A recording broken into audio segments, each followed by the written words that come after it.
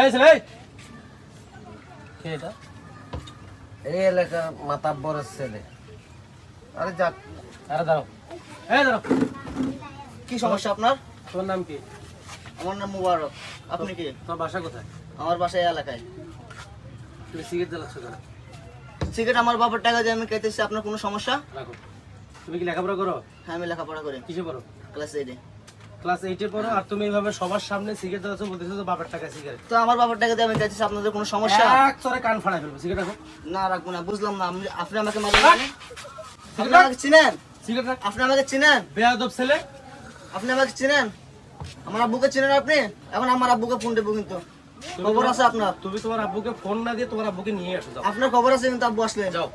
তোমাদের মতো বেয়াদবদের জন্য আজকে আমাদের সমাজের এই অবস্থা। চাচা তুমি কিছু বলো না কেন? আরে বাদ দিয়ে বসো তো। এই রাখো, আব্বুকে আসলে কিন্তু আপনার রাখো খবর সিগারেট আছে। রাখো। চাচা ধরেন। চাটা খাইয়ে দাও তো। আরে চা খাবো কি বাবা? এটা কোনো পরিবেশ? এরাই তো আগামী দিনের ভবিষ্যৎ আমাদের।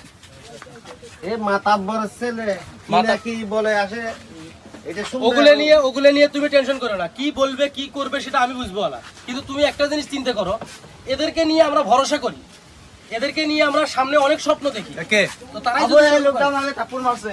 এটা তো পড়ছো? হ্যাঁ হ্যাঁ? হ্যাঁ। তোর বাসা কোথায়? তো আপনি একটু পিছন তো। আমার বাসাতে আপনি কি করবেন? হ্যাঁ? আমার বাসাতে আপনি কি করবেন? এটা আপনার ছেলে? আমার ছেলে। আপনি জানেন আপনার ছেলে কি করে? সেটা পরে তুমি একে মারছো? হ্যাঁ হ্যাঁ? হ্যাঁ। কেন মারছো? সেটা আমি অবশ্যই আপনাকে বলবো। এই ছেলে কেন মারছে একে? দাঁড়ান, আপনি চিল্লাবেন না। হ্যাঁ? তাই বলেন, কোনো সমস্যা নেই। বলো দেখি কি করছো? তো আপনার ছেলে এখানে আসলো, আসার পরে চাচাকে বলতেছে চাচা একটা সিগারেট দেন। চাচাকে বলতেছে চাচা একটা সিগারেট দেন। চাচা সিগারেট দিল, দেওয়ার পরে সে হাতে লাইটার নিছে, সিগারেটটা জ্বালাবে। ঠিক এই সময় আমি চাচাকে জিজ্ঞেস করলাম, চাচা ছেলেটা কি?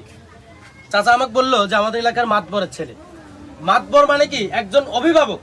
সে একটা এলাকার অভিভাবক, সে একজন মানে প্রতিষ্ঠিত মানুষ, যিনি মানুষের বিবেক বিচার দিয়ে কাজ করে। তো তার সন্তান যদি এইভাবে এই বয়সে রসাতলে যায়, তো তাকে কি আমি মারবো? তুমি একটা চর মারলা, তাহলে ওকে দুইটা চর মারা উচিত ছিল। মারো দুইটা চর আরো। বুঝতে পারছি। বেয়াদব, তুমি আমার মান সম্মান এই এলাকার ভিতরে শেষ করে দিচ্ছ। তুমি আজকে যেভাবে সিগারেট নিছো এই দোকান থেকে, আমার কি এই এলাকার সম্মান নাই? তোমার জন্য আজকে এখানে আমি ছোট হয়ে গেলাম।